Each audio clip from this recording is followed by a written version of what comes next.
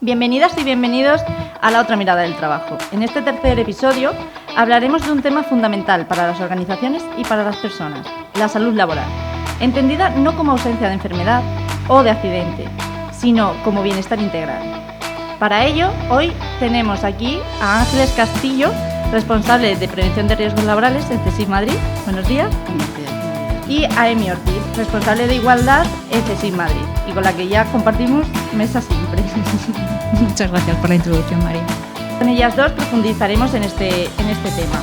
Para situar bien a los oyentes, cuando hablamos de salud laboral muchas veces se piensa solo en evitar accidentes o enfermedades, pero hoy lo queremos ampliar un poco más. Entonces, Ángeles, ¿cómo definirías tú la salud laboral en términos de bienestar integral para las personas?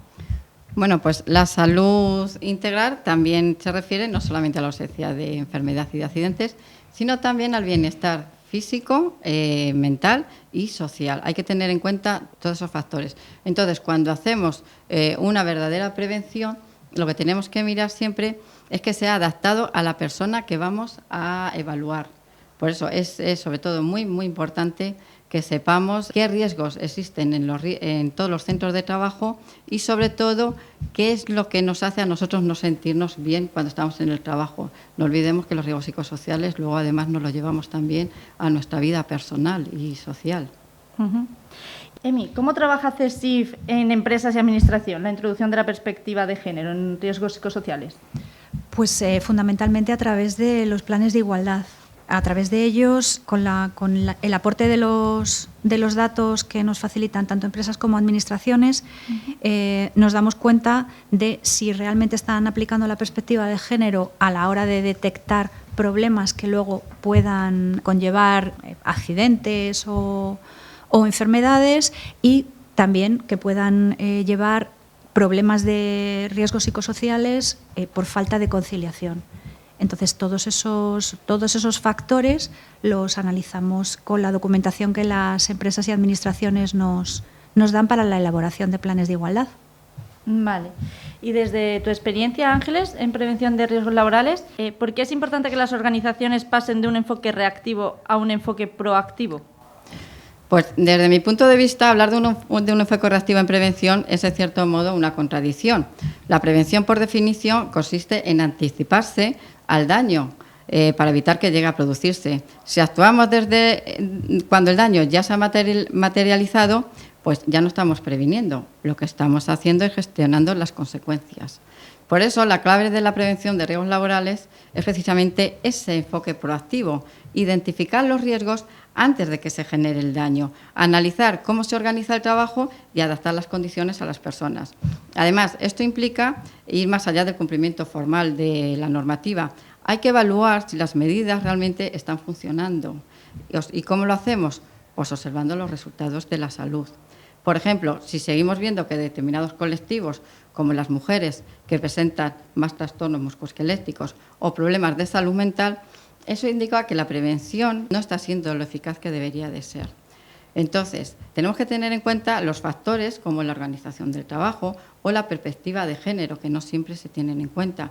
En definitiva, si el daño se ha producido, es que la prevención ha fallado. Por lo tanto, hay que pensar que darle un enfoque reactivo o uno proactivo, lo que necesitamos es aplicar la prevención en su verdadero sentido, que es anticiparse y evitar que el daño llegue a producirse. Vale. Y, Emi, desde tu área de Igualdad y Responsabilidad Social en CSIC Madrid, a la hora de implementar esto en empresas y administración, ¿cuál es el enfoque que utilizáis? Pues de nuevo utilizamos la herramienta de los planes de igualdad. Un plan de igualdad es un análisis de los datos objetivos de la empresa, un análisis cuantitativo de los datos. ¿Eso qué nos aporta? Pues una información clara de lo que se está produciendo. Si se producen bajas, accidentes o hay problemas con los tipos de conciliación o derivados de la jornada laboral, bien porque sea menor que una jornada completa o bien porque sean contratos temporales, todo eso deriva luego en lo que comentaba Ángeles. Eso produce un efecto que se podría prevenir a priori analizando esos datos y viendo de qué manera influyen y corrigiéndolos. Y los planes de igualdad lo que hace es eso, es analizar esos datos e introducir medidas para que no se lleguen a producir esas bajas por falta de previsión y de análisis de lo que sucede realmente en las empresas o en las administraciones. Vale, y antes de entrar en cuestiones más concretas, quizás es útil también mirar un poco históricamente, ¿no?, de la prevención de riesgos laborales. Entonces, Ángeles, ¿cómo ha sido tratado tradicionalmente la prevención? Bueno, pues hay que recordar que no siempre ha sido tratado como una prioridad. Al principio costó que las organizaciones asumieran algo básico, y es que ir a trabajar no tenía que suponer acabar con una enfermedad o incluso con la muerte, ¿no?, del trabajador. Entonces, con el tiempo se dio luego un paso importante, centrando la prevención en evitar accidentes de trabajo y enfermedades profesionales. Apareció la Ley de Prevención de Riesgos Laborales, que hizo mucho por este tema. Sin embargo, en la actualidad estamos en una nueva etapa, ¿no? Entonces, la prevención ya no se limita solamente a evitar daños físicos, sino también se incorpora cada vez más los riesgos psicosociales. Entonces, pone más el foco en la salud mental y, sobre todo, en el bienestar integral de las personas, tanto físico, psicológico y social. Vale, has nombrado la ley y aquí me surge una duda, porque claro, hablamos de lo que se tiene que hacer por ley o por norma, pero luego realmente el día a día es distinto. Entonces, desde tu experiencia en prevención de riesgos, ¿cómo es esa diferencia entre lo que dice la ley y lo que luego realmente pasa en las organizaciones día a día? Es que el problema no está en la existencia de una prevención legal diferente, sino en que muchas veces las empresas no aplican correctamente la normativa. Es en la aplicación de forma meramente formal y sin trasladarla a la realidad de los puestos de trabajo. Cuando la prevención se hace bien, la propia ley ya exige que se tenga en cuenta todos los factores relevantes, incluidos los riesgos reales del puesto y las características de las personas que lo desempeñan, incluido también la perspectiva de género, ¿no? Hay que tener en cuenta que no es lo mismo cuando un trabajo lo realiza un hombre o cuando lo realiza una mujer. Entonces, eso es especialmente importante cuando hablamos por eso de hombres y mujeres. Una aplicación correcta de la normativa implica necesariamente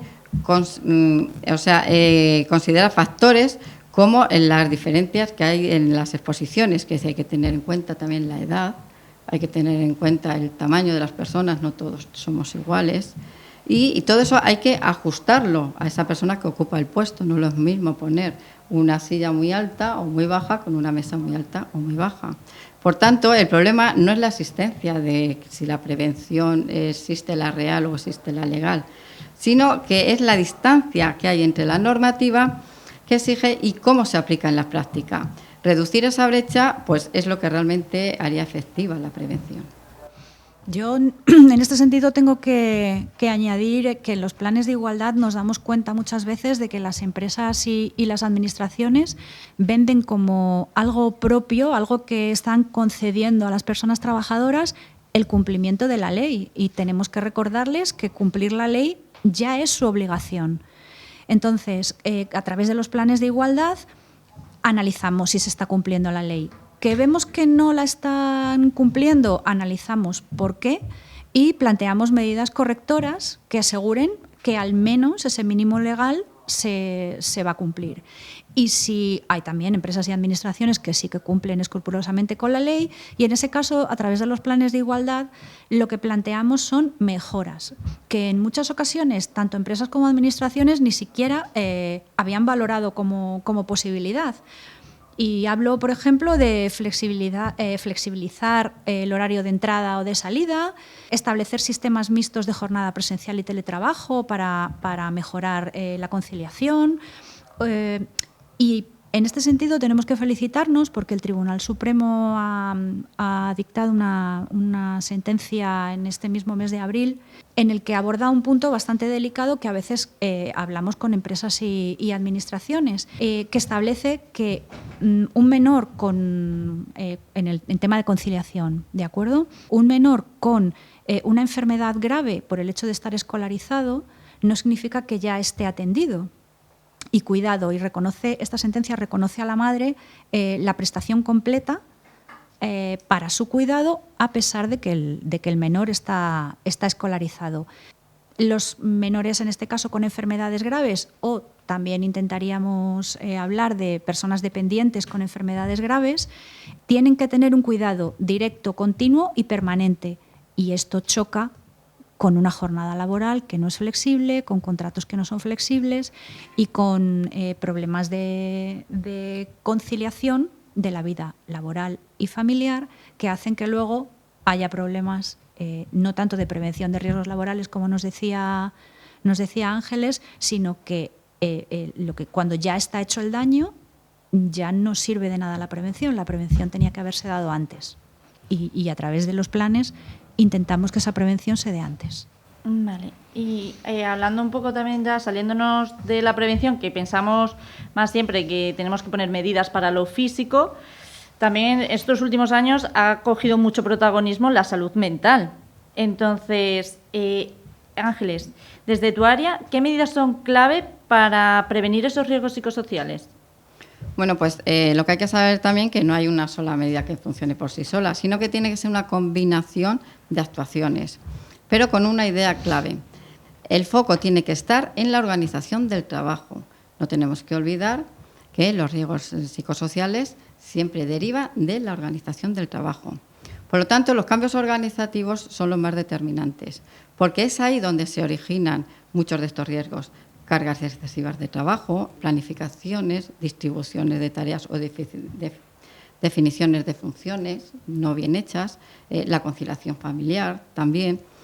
Por lo tanto, a partir de ahí también hay que tener en cuenta que el liderazgo también es un elemento clave, influye mucho, sobre todo a la hora del clima laboral, ¿no? Así es como se gestionan los equipos, que estén bien gestionados. Luego también otra cosa importante es la formación y la información. Todos los trabajadores tienen que estar bien formados, tienen que saber lo que es la prevención, tienen que conocer cuáles son los riesgos que tienen en sus puestos de trabajo y además tienen que estar informados de cómo prevenir esos riesgos. Y cuando hablamos de prevenir riesgos, no solo nos referimos a los riesgos físicos, sino también, sobre todo, a los riesgos mentales. No olvidemos que nuestra salud mental es muy importante y ahí es donde tenemos que incidir. Sobre todo ya últimamente, cuando entramos con las nuevas tecnologías, también ahí tenemos que tener en cuenta, es un nuevo riesgo. El teletrabajo es un nuevo riesgo que físicamente no importa mucho, pero que mentalmente sí nos va a afectar en el futuro. Vale. En este punto, como estáis viendo a lo largo de todo el episodio, el área de igualdad y el área de prevención conectamos y podemos ayudarnos en muchos sentidos, porque en todas las empresas hay delegados de prevención, hay un sistema de prevención, como una estructura ya hecha, que sin embargo está un poco anticuada con respecto a temas como la conciliación, la perspectiva de género, y ahí es donde entramos nosotros a través de la negociación de planes de igualdad para integrar todos esos conceptos en los de prevención. Vale, y bueno, CSIC Madrid está en muchos planes de igualdad ahora, en muchas negociaciones, entonces, pero para que no se quede todo en unos protocolos o en unas declaraciones, ¿cuáles considerarías tú, Ángeles, fundamental para que la prevención forme parte real del día a día de la organización? Pues lo primero que se tenía que hacer es entender qué es la prevención. O sea, aquí en España tenemos un problema y es que no tenemos cultura preventiva. Empezamos por las propias empresas, no tienen cultura preventiva, los trabajadores tampoco tienen cultura preventiva porque no conocen, no saben. Entonces, algo que sería muy importante es sobre todo la formación, la información, como hemos dicho antes. Luego, también otra cosa importante es que la dirección de las empresas, de las administraciones, tienen que asumir su responsabilidad. El hecho de que los trabajadores cumplan con esa prevención es responsabilidad de ellos también. Es decir, ya la ley dice que es el empresario el que tiene que velar por la seguridad y salud de los trabajadores, en el caso de las administraciones, del personal a su servicio. Por lo tanto, pero eso se tiene que hacer siempre en conjunto. Luego también hay que fomentar la participación. Debería de haber una participación real de los trabajadores a través de sus representantes en todo lo que tiene que concierne a la prevención. Y luego también fundamental, sobre todo, es esencial evaluar la eficacia real de las medidas, que a veces se ponen las medidas, pero no sabemos luego realmente si esas medidas tienen un resultado bueno o no, porque a veces una mala prevención lo vemos al final de nuestra vida laboral, quiere decir que es cuando ya nos vamos a jubilar, cuando empezamos a tener esos achaques. ¿Por qué? Porque no hemos hecho una buena prevención en el principio. En definitiva, la cultura preventiva se construye cuando la prevención deja de ser solo un cumplimiento legal, ¿no? Y pasa a ser una forma de organizar el trabajo concentrada en la salud de las personas. Bueno, pues para terminar, hoy hemos comprobado que hablar de salud laboral es hablar mucho más que accidentes o enfermedades. Es hablar de bienestar, de una cultura organizativa y sobre todo de salud mental, y que con eso se conlleva la conciliación también y una prevención que sea realmente vivida, no que se quede en unos protocolos o en una simple ley. Entonces, Ángeles, Emi, muchísimas gracias por acompañarnos hoy y hacer que nuestros oyentes tengan una visión diferente de la prevención de riesgos laborales. Muchas gracias. Y a los oyentes, pues les esperamos en el siguiente episodio. Recordad que ya llevamos 3, el anterior fue de trabajar con dolor y el primero fue de cómo el CECIF trabaja por la igualdad. Muchas gracias.